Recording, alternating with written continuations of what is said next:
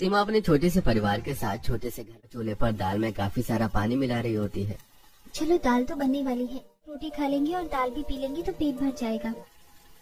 सीमा को इतना पानी मिलाते हुए सीमा का बेटा देख लेता है। माँ ने क्यों मिलाया? एक काम करिए ना, पानी ही दे दीजिए। आप हमेशा पानी वाली दाल क्यों देती हैं हमें? हर रोज मुझसे पानी वाली दाल नहीं खाई जाती। बेटा ऐसे नहीं कहते हैं, तुझे तो पता है ना हम लोग कितने गरीब हैं, कितनी मुश्किलों से हम अपने खाने पीने का इंतजाम करते हैं। मुझे वो सब नहीं पता, मुझे बस इतना पता है कि आप हर रोज पानी वाली दाल दे देती हो। दाल तो उसमें दिखती ही नहीं है, बस दाल की जगह पीला पीला पानी दिखता है और वही हमें खाना पड़ता है। हर रोज एक ही चीज, पानी वाली दाल मैं नहीं खाऊंगा। रोहन अपनी माँ की बात नहीं सुनता और वहाँ से उदास होकर चला जाता है। ये देखकर सीमा की सास अनुराधा रोहन को समझाती है। रोहन ऐसे नहीं कहते हैं, अरे हमारे पास पानी वाली दाल तो है ना। दादी पानी वाली दाल क्यों है, लेकिन मुझे पानी वाली दाल नहीं खानी है। पता है पड़ोस वाले घर में जो मेरे दोस्त है ना, वो इतनी अच्छी अच्छी चीज खाते हैं और मुझे चिढ़ाते भी हैं। मेरा भी तो मन करता है ना कि मैं भी उनकी तरह अच्छी अच्छी चीज खाऊं। हर रोज पानी वाली दाल नहीं पी जाती है दादी। मैं समझ रही हूँ बेटा, हर किसी का मन होता है कि रोज कुछ अलग खाए, लेकिन अगर पैसे की दिक्कत होती तो कभी कभी हमें अपना मन मारना पड़ता है। और तो खुद सोचना, सड़क पर जो लोग होते हैं उन्हें तो पानी वाली दाल भी नसीब नहीं होती है, तो वो क्या शिकायत करते हैं? उन्हें तो जो मिले वो वही खा लेते हैं ना। अपनी दादी के समझाने के बाद रोहन समझ जाता है और कुछ नहीं कहता। कुछ दिनों बाद रोहन अपने घर के बाहर खड़ा था, तभी उसे काफी अच्छी खुशबू आती है। इतनी अच्छी खुशबू, लगता है बिट्टू के घर से आ रही है। एक बार उसके घर जाता हूँ। रोहन अपने दोस्त बिट्टू के घर जाता है, जहाँ बिट्टू की माँ प्रीति खड़ी थी। अरे तुम ये फिर मुँह उठाकर आ गई हो? हाँ, इतनी अच्छी खुशबू आ रही थी आपके घर से, तो मैंने सोचा एक बार आपके घर हुआ हूँ। अच्छा, खुशबू के पीछे आए हो? मुझे लग ही रहा था तुम्हें अपने गरीब घर पर कुछ मिलता नहीं होगा, इसलिए लालची बनकर यहाँ आ गई। नहीं नहीं, ऐसी नहीं है, मैं लालची नहीं हूँ।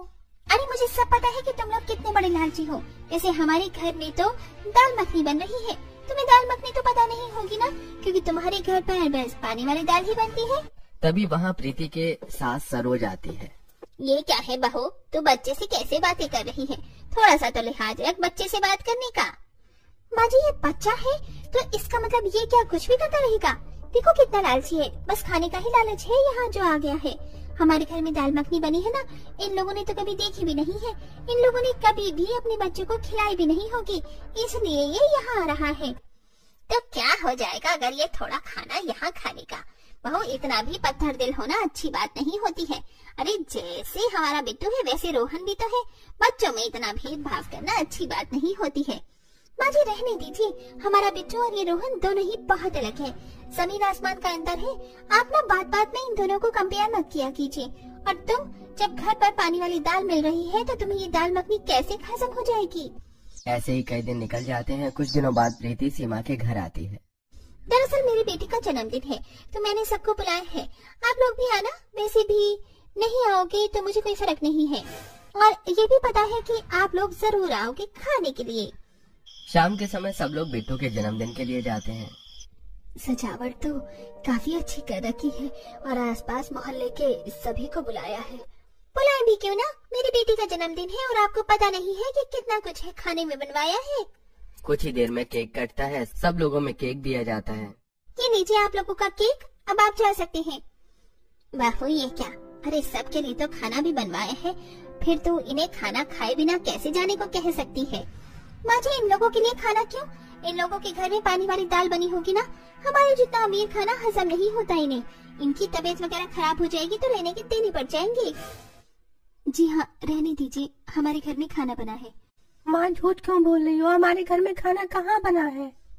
अरे सीमा बेटी, जब खाना नहीं बना है और हमारे घर में दावत है तो तुम लोग क्यों नहीं खा रहे हो? मैं अपनी बहू की तरफ से माफी मांगती हूँ, आप सब लोग खाना खाकर ही जाइएगा। प्रीति, इन सबको खाना खिलाओ। ठीक है माँ जी, खिला देती हूँ। वैसे इन लोगों ने इतना अच्छा खाना कभी देखा भी नहीं होगा।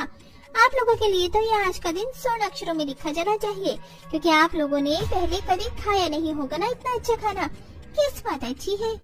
प्रीति गुस्से में वहाँ से अपने परिवार वालों के साथ घर आ जाती है। माँ यहाँ क्यों ले आई? हमने वहाँ खाना क्यों नहीं खाया?